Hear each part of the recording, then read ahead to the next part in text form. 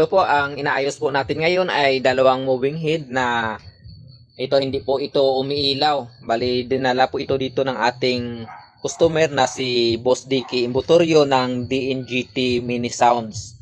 So ito galing pa po ito ng Senator Ninoy Aquino mga boss. Ito ipapakita ko sa inyo kung ano ang naging problema. Baka kasi mayroon po dyan sa inyo na may mga nakatambay na moving head at ganito rin po ang naging problema gaya nitong mga inayos ko. So ito dahil hindi po umiilaw itong kanyang beam, ang una po natin na na-check ay itong pinanggagalingan po ng supply. So ito po yon, ito po ang sumusupply papunta po dito sa ating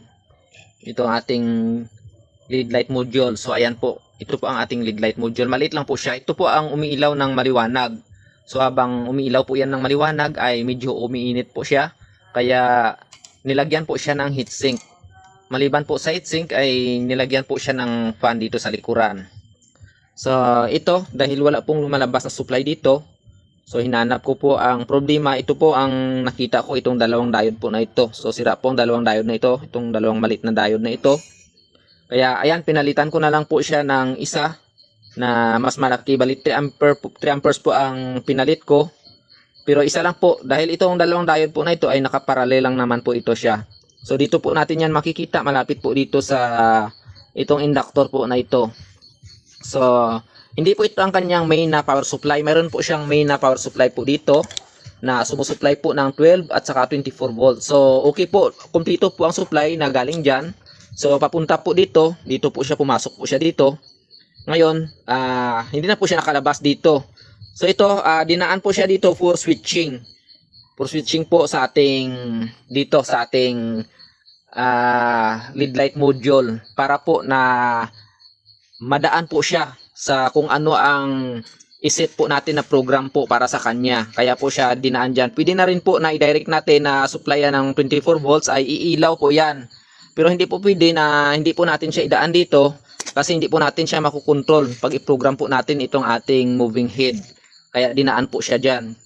Kaya yan po ang nakita kong problema. Ito po kadalasan po ito talaga. Itong diode po na ito, itong maliliit na diode na ito, kung hindi po ito open ay minsan po ay short po yan, yung mga diode na yan. So marami na rin po akong naayos.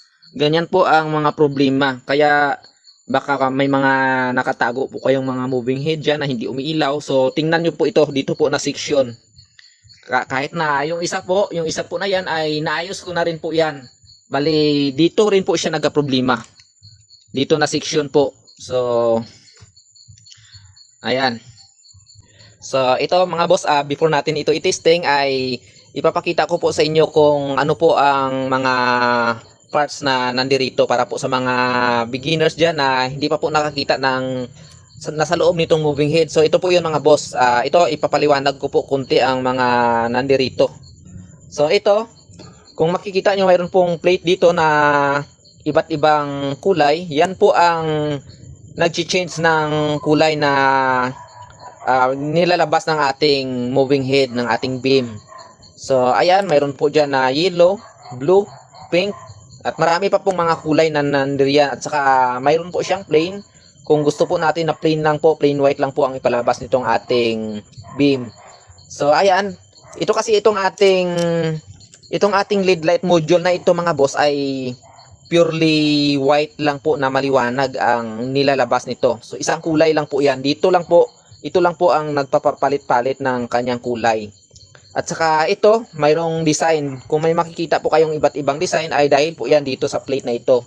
Ito po kung may makikita po kayo, ayan, mayroon po dyan na parang bulaklak, may malaking bilog, may maliit, mayroong parang moon dyan, at mayroong triangle, ay dahil po yan dito sa plate na ito. So kung anong shape po ang nakatutok sa ating beam, yan po ang lumalabas dito sa ating glass. So ito mayroon pong isang glass dito. Ito para pang multiply po ito ng kanyang liwanag. So dinadagdagan po niya ang liwanag nitong ating lead light module. So ayan po, ayan po. So testing natin mga boss. So ayan mga boss, hindi na po siya makarotate itong kanyang main arms kasi ito, inalis ko po ang kanyang belt kasi baka matumba po. Testing lang naman po ito mga boss.